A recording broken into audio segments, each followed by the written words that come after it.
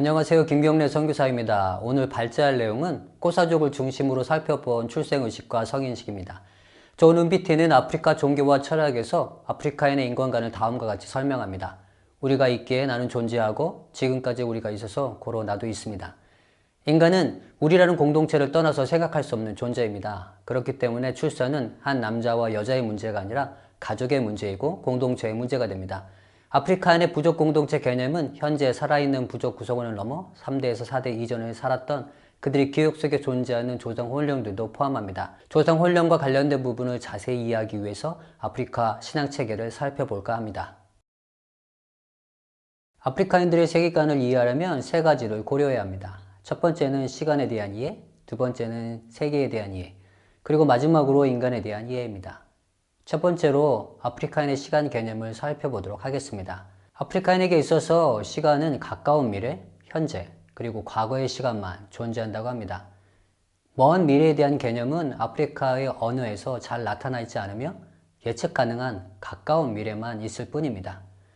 존 은비티는 아프리카인들의 시간 개념을 가까운 미래, 현재, 그리고 가까운 과거의 의미를 담고 있는 사사와 조상의 혼령들이 살고 있는 먼 과거인 자만이로 인식한다고 말합니다. 두 번째는 존재에 대한 이해입니다. 아프리카인들은 모든 존재를 종교적으로 이해하고 있습니다.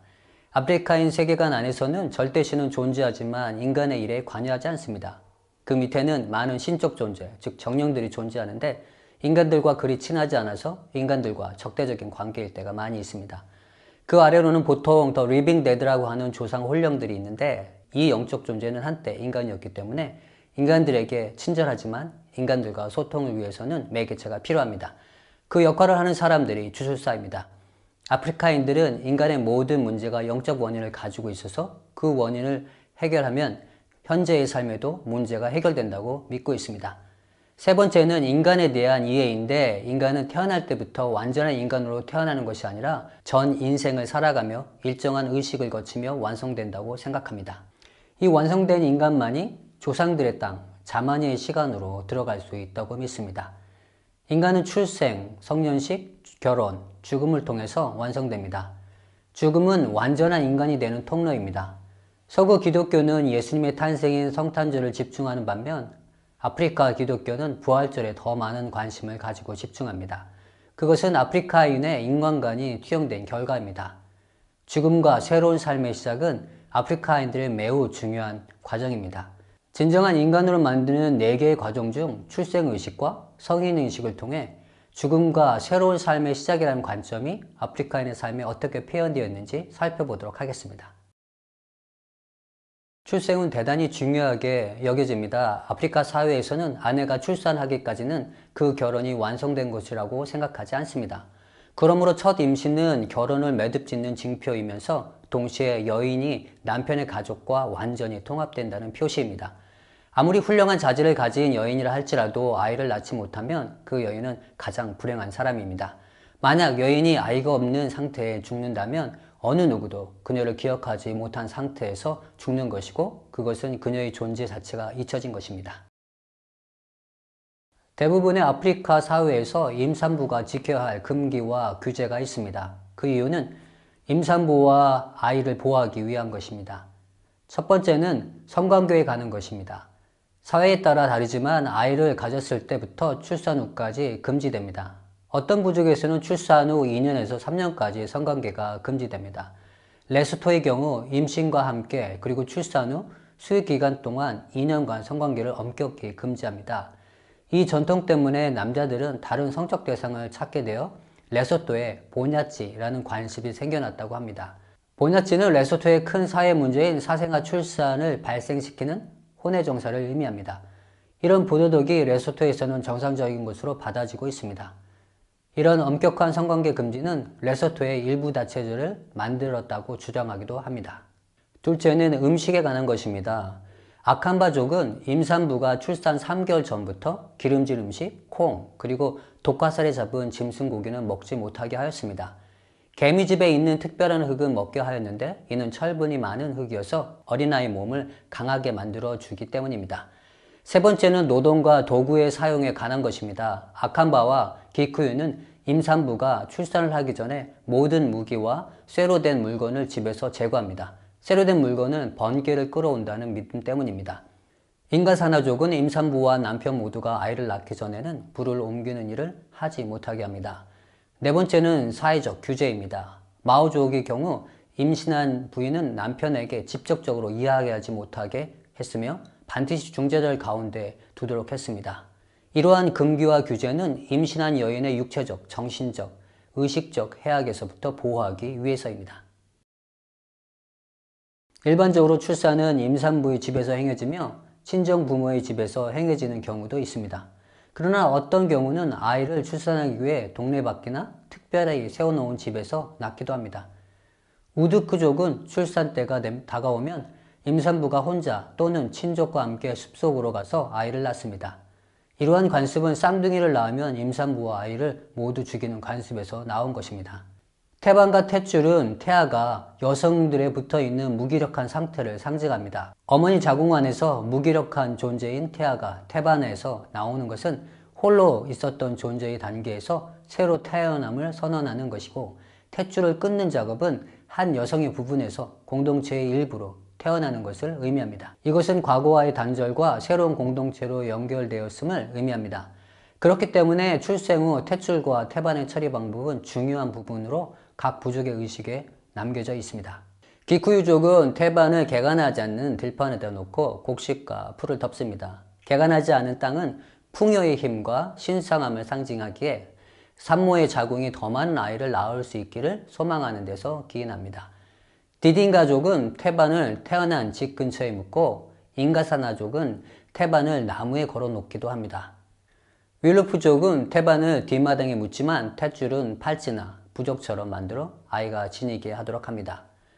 은데벨레족은 아이가 태어난 집 바로 아래 태반과 탯줄을 묻습니다.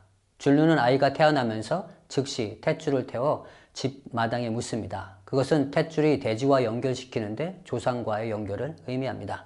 이렇게 해야 태어난 아이가 조상에 의해서 악한 마법으로부터 보호받을 수 있다고 생각하기 때문입니다. 아프리카 각 부족의 태반과 탯줄의 처리 의식을 살펴보았습니다. 각 부족의 의식은 다양한 형태를 가지지만 그 주된 의미는 무기력한 태아의 상태가 단절되고 현 공동체와 조상들이 있는 자만이, 즉 조상들의 공간에 아이가 연결되었다는 것입니다. 이제 출생의식에 대해서 살펴보도록 하겠습니다. 울루프족은 출산 후 산모가 침대에 가기 전 불을 네 방향으로 띄워놓습니다. 이 의식은 정신 이상으로부터 신생아를 보호하기 위함이고, 아이에게 젖을 먹이기 전 코란 구절을 나무판에 젓고 구절을 씻어낸 물을 마시게 한 후 수유를 합니다. 아이가 출생한 날 염소를 죽이고 산모와 아기는 일주일간 격리됩니다. 출생한 장소는 일주일간 불이 꺼지지 않게 보존하고, 탯줄을 끊었던 칼이나 철 조각을 아기의 머리맡에 두며 혹 산모가 밖에 나갈 때면 그 칼을 지니고 나갑니다. 그 후 아이의 이름을 지어줍니다. 꺼지지 않는 불은 생명의 지속을 의미하고, 칼이나 철조각은 악한 힘으로부터 보호를 의미합니다. 그리고 코란 구절은 악한 영혼을 멀리 하도록 한다고 합니다. 기쿠유족은 아이가 태어난 후 사탕수수를 잘라서 산모와 아이에게 먹이는데, 여자아이의 경우 4개, 남자아이의 경우 5개를 준비합니다. 먹고 남은 사탕수수 조각은 집 오른쪽에 두면 남자아이를 의미하고 왼쪽을 두면 여자아이를 의미합니다. 혹 상고가 있을 경우 염소를 잡고 주술사를 불러서 집을 정결케 하는 의식을 진행합니다. 산모와 아이는 집 밖에 나가지 못하는데, 여자의 경우는 4일, 남자의 경우는 5일간 갇혀 지냅니다. 이 기간이 지난 후 엄마는 머리를 밀고 남편은 신과 조상 홀령에게 양으로 감사 제사를 드립니다. 여기에서 격리는 죽음을 의미하고 격리 해제는 부활을 의미합니다. 머리카락을 자르는 것은 아이와 산모의 분리를 의미하는데, 분리된 아이는 공동체 몸 전체 내 속함을 나타냅니다. 산모는 더 이상 아이가 자신의 것이라 주장하지 못하며 이제 아이는 잘라진 머리카락처럼 흩어져 부족 전체의 자녀가 됩니다. 그 아이에게는 이제 무수히 많은 아버지, 어머니, 형제가 생겼습니다. 또 다른 특이한 의식이 있는데, 두 번째 출생을 의미하는 의식입니다. 6살에서 10살 사이에 이루어지는데 아이의 출생을 재현하는 것입니다. 아이를 어머니 다리 사이에 넣고 염소의 내장으로 어머니와 아이를 묶어 놓습니다. 내장을 자르면 아이는 아기 울음을 흉내냅니다. 어머니는 다시 삭발을 합니다. 아기가 기억할 수 있는 나이에 치러지는데 이는 출생의 의식적 경험을 통해서 유년기를 끝내고 지역사회 생활에 참여하는 새로운 단계로 넘어왔음을 아기가 인식하게 해줍니다. 울루프는 서부 아프리카, 기쿠유는 남부 아프리카 부족임에도 불구하고 서로 비슷한 의미를 담고 있는 의식을 거행합니다. 죽음 이후 새로운 삶으로 연결을 강조하는데 한 객체에서 연합체로 나아감을 보여주고 있습니다. 꼬사족의 출생 의식도 다른 아프리카 부족처럼 두 가지 방식으로 진행됩니다. 첫 번째는 시피투라는 태반과 탯줄을 매장하는 의식이고, 두 번째는 아이를 부족 공동체에 소개하는 임벨레꼬입니다.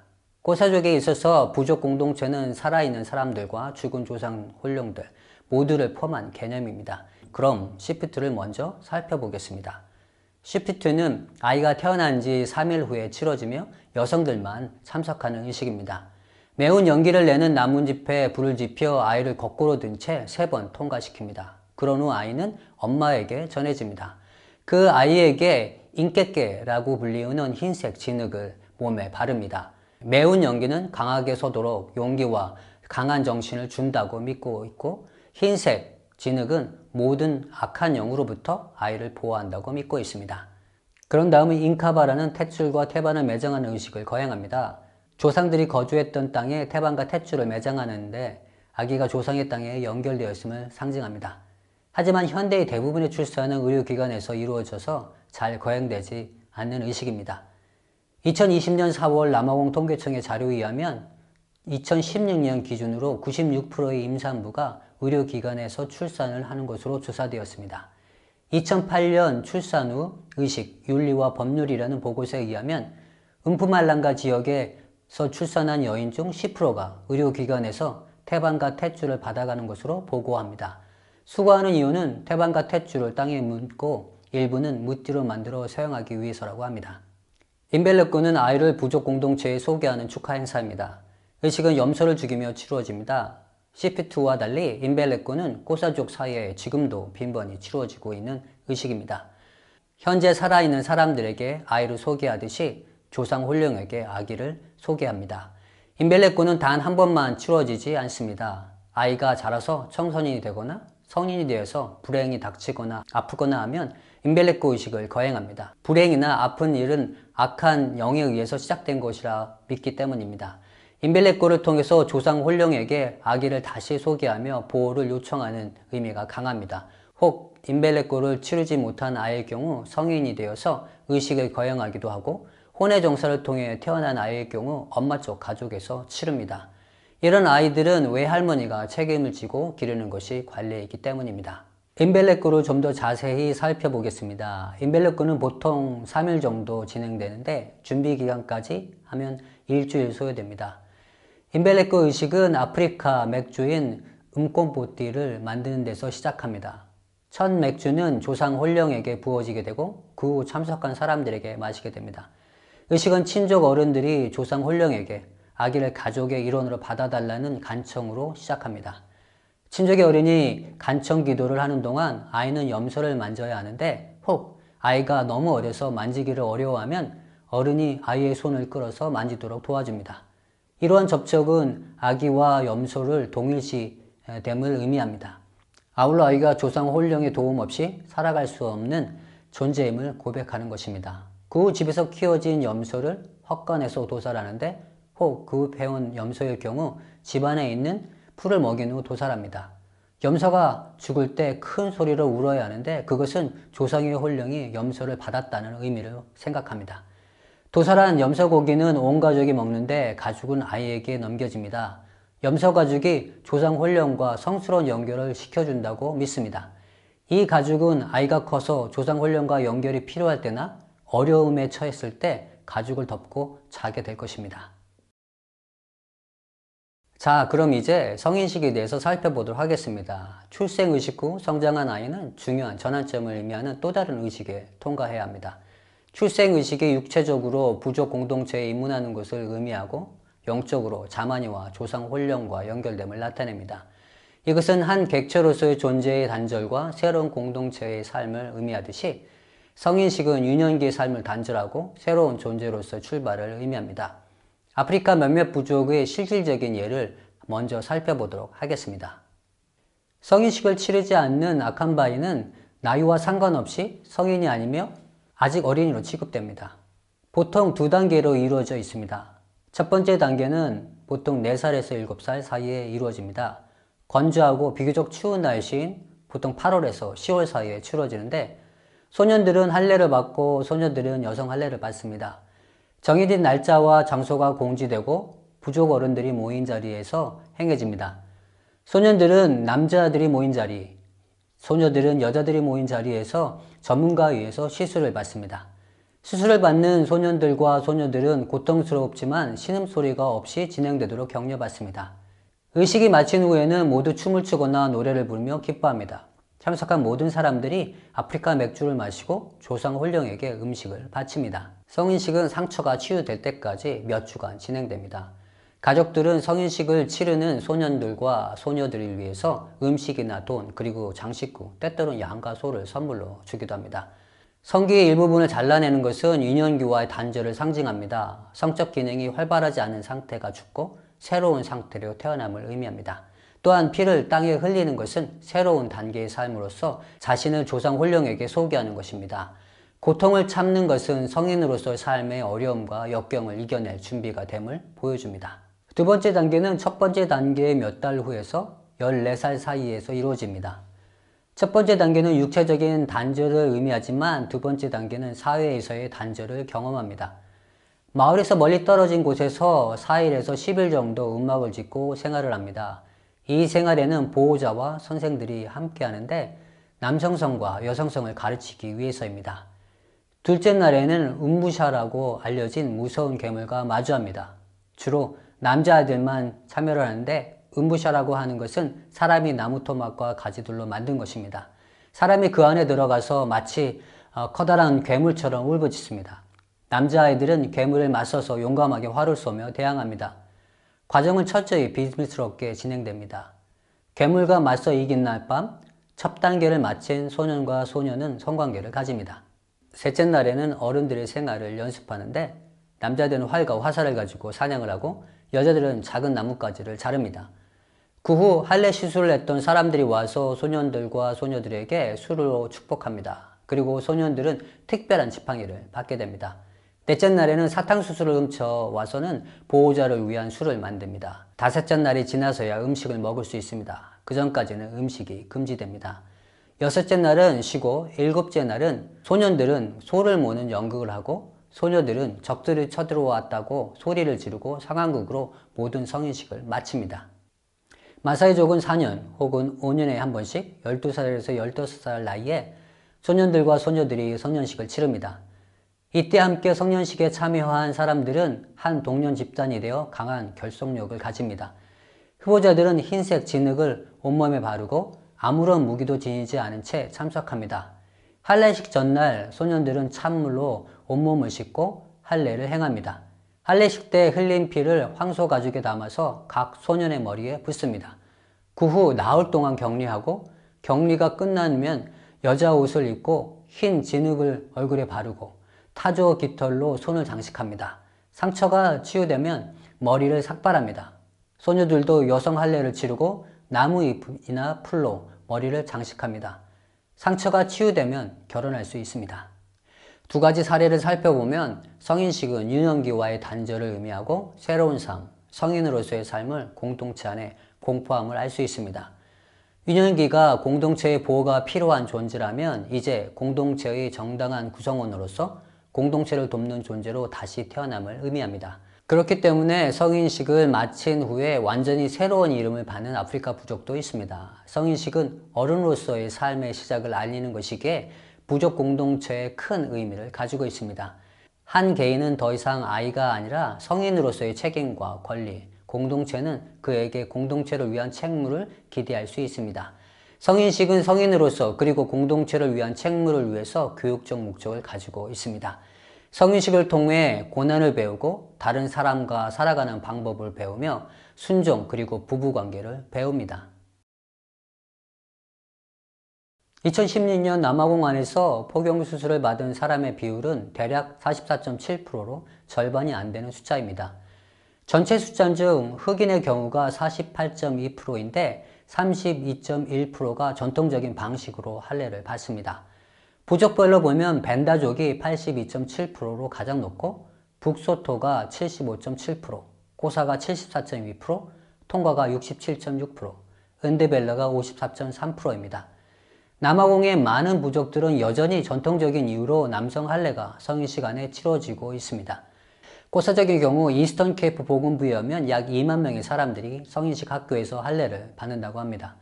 1995년 이후로 현재까지 남아공에서 대략 1200명의 소년들이 잘못된 할례로 목숨을 잃었습니다. 이러한 위험성에도 불구하고 많은 고사족 청소년들은 성인식에 참여하려 하는데 그 주된 이유는 공동체에서 성인으로 인정받기 위해서입니다.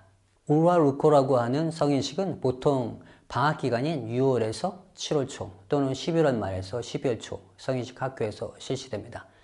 할례식을 위해서는 이손또라는 음악을 짓고 할례를 시행할 잉시비를 지정하고 상처가 치유되는 기간 동안 도울 도우미 격인 이칸카타를 정합니다. 대략 비용을 계산해 보면 10,000랜드 정도의 비용이 드는데 염소 2마리 이상, 전통남녀 2개, 한 달 분량의 음식, 할례를 시행할 음식비 비용, 도우미 겸 보호자인 이칸카타 비용, 그리고 의식을 마치고 입어야 할 세련된 옷을 구입해야 할 비용입니다. 부시에서 생활하는데 몇 가지 규칙이 있습니다. 첫 번째는 반드시 꽃사우를 사용해야 하고, 두 번째는 여성과의 만남을 피해야 하고, 세 번째는 병원 방문이 금지됩니다. 과정은 약 한 달 동안 지속되는데 3단계로 나누어져 있습니다. 첫 단계는 우쿠드랑가라고 하는 할례식입니다. 성인식 수행자는 옷을 모두 벗고 준비한 담요만 덮고 할례 전문 시행가인 잉시비를 기다립니다. 할례는 잉시비에 의해서 시행되며 표피를 자를 때 할례자는 나는 남자다 라고 큰 소리로 외칩니다. 잉시비는 당신은 남자다 라고 대답합니다. 첫 일주일은 음막에서 아주 제한된 음식과 소량의 물로 상처가 아물 때까지 기다립니다. 대부분의 기간 동안 흰색 진흙을 몸에 발라서 몸을 햇빛과 추위로부터 보호합니다. 상처가 아물어가는 시점인 약 일주일 후에 우코지시와를 행합니다. 의식을 위해서 친족 남자들이 방문에 함께 참석을 하는데 성인식이 어떻게 진행되고 있는지 확인하는 시간이기도 합니다. 이 의식은 염소나 양을 잡아서 먹는데 오직 남자만이 참석을 하며 이날 이후로 음식 규제가 풀립니다. 아울러 참석자들은 음막 밖으로 나가 활동을 시작할 수 있습니다. 우코지시와는 첫 단계의 마지막을 알리는 의식입니다. 두 번째 단계는 2주에서 3주 음막 생활을 하며 자유롭게 음막 밖에 나가 활동도 하고 외부 사람과 접촉도 가능합니다. 세 번째 단계는 움푸모라고 하는데 졸업식에 해당합니다. 졸업식도 3단계로 진행됩니다. 첫 번째는 흰색 진흙이 칠해진 몸을 강에서 씻습니다. 그리고 돌아와 부족 어른들에게 상처 검사를 받은 후 새 담요와 음늑과이라는 검정색 싸움 막대기를 받습니다. 그리고는 음막과 성인식 기간 동안 성행했던 것들을 불태우며 뒤를 돌아보지 않고 집으로 향합니다. 유아기 삶을 다시 돌아보지 않는 의미에서입니다. 두 번째는 음기들이라는 환영식입니다. 숲에서 돌아오는 졸업생이 집에 가까이 오면 여자들이 소리를 지르고 노래를 부릅니다. 졸업생은 부족 어른들이 앉아있는 곳으로 들어가고 어른들은 환영의 말을 합니다. 염소나 양을 잡아서 요리를 하고 아프리카 맥주인 은콤보띠를 준비해서 환영식에 참여하는 모든 사람에게 제공합니다. 이 환영식에는 온 마을 사람들이 참여를 하고 함께 음식을 나눕니다. 마지막으로 젊은이들의 집이라는 축하 파티가 따로 열립니다. 이것은 일종의 젊은이들만 참여하는 축하 파티입니다. 이때 새롭게 준비된 세련된 옷을 입고 졸업생은 참여를 하고 마을의 젊은 여자들과 남자들이 함께 밤새도록 축하 파티를 합니다. 이렇게 성인식을 마친 젊은이들은 6개월간 새로운 복장으로 자신이 성인식을 마친 진짜 남자임을 나타냅니다. 성인식은 현대에 들어와서 몇 가지 변화를 가져왔습니다. 첫 번째는 교육제도에 따른 변화입니다. 전통적인 기간인 3개월에서 6개월이 4주에서 5주로 변경되었습니다. 일정도 학기 일정이 아닌 방학 기간으로 제한되어 있음을 알 수 있습니다. 두 번째는 도시화에 따른 변화입니다. 성인식은 부족의 결속력, 추장에 대한 충성, 공동체에 대한 의무, 남자로서의 역할을 배우는 과정입니다. 하지만 도시화로 남성 이주 노동자들이 많아지면서 아버지나 할아버지가 해야 할 역할이 줄어들어 젊은 도우미 이칸카타에게 그 역할이 전가되어 원래 성인식의 목적을 제대로 전수하지 못하게 되었습니다. 세 번째는 전통의 상업화입니다. 성인식 시즌이 되면 9만 명의 학생들이 성인식 학교를 찾고 있어서 성인식이 더 이상 부족의 어른이 섬기는 부족 행사가 아닌 큰 비즈니스 수단이 되었습니다. 전통을 제대로 이해하지 못하는 사람, 의학적 지식이 없는 사람들의 시술, 여러 비전문가들이 대거 고용되고 활동하게 되었습니다. 네 번째는 보건적인 문제입니다.